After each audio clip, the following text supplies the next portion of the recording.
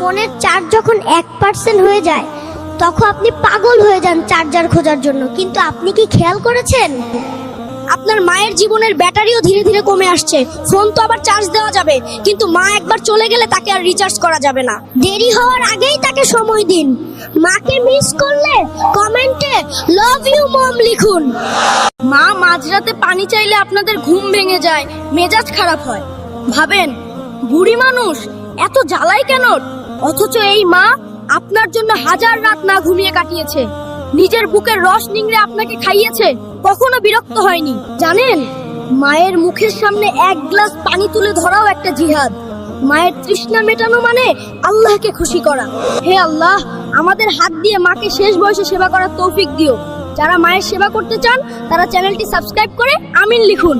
মা যখন বেঁচে থাকে তখন মায়ের কথাগুলো আমাদের কাছে ক্যাচক্যাচানি বা বিরক্তিকর মনে হয়। আমরা বলি, মা তুমি এত কথা বলো কেন? কিন্তু আমরা ভুলে যাই যেদিন এই ক্যাচক্যাচানি বন্ধ হয়ে যাবে সেদিন পুরো বাড়িটা কবরস্থানের মতো নিস্তব্ধ হয়ে যাবে। তখন হাজারবার মা বলে ডাকলেও ওপাশ থেকে আর কেউ বলবে না কি হয়েছে বাবা। মায়ের সেই বিরক্তিকর আওয়াজ শোনার জন্য তখন আপনি পাগল হয়ে যাবেন। মায়ের গলার আওয়াজ বন্ধ হওয়ার আগেই তাকে কদর করুন। যাদের মা বেঁচে আছেন তারা আলহামদুলিল্লাহ লিখুন, আর যাদের মা নেই তারা মিস ইউ মা লিখুন। দেখি কার দল ভারী। রাস্তায় যখন গাড়ি অ্যাক্সিডেন্ট হয় বা বড় কোনো বিপদ সামনে আসে তখন আপনি অল্পের জন্য বেঁচে যান। আপনি ভাবেন এটা আপনার লাক ছিল, তাই না?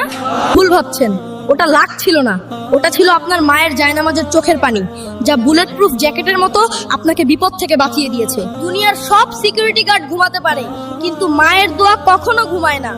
মা আছে বলেই আপনি এখনো নিঃশ্বাস নিচ্ছেন। মায়ের দোয়া ছাড়া ঘর থেকে এক পাও বের হবেন না। যাদের মা তাদের জন্য দোয়া করেন তারা ভিডিওটিতে একটি লাইক দিয়ে কমেন্টে আলহামদুলিল্লাহ লিখুন। মা যদি ঘরের আত্মা হয় তবে বাবা হলেন সেই ঘরের ছাদ। ছাদ ছাড়া যেমন ঘর টেকে না, বাবা ছাড়াও সন্তান টেকে না। বাবা যতদিন বেঁচে থাকেন ততদিন আপনারা বোঝেন না দুনিয়ার রোদ কতটা কড়া। বাবা নিজের শরীর দিয়ে সব ঝড় বৃষ্টি আটকে রাখেন। যেদিন এই ছাদটা ভেঙে পড়বে সেদিন দেখবেন আপন মানুষেরাও কেমন অচেনা হয়ে গেছে।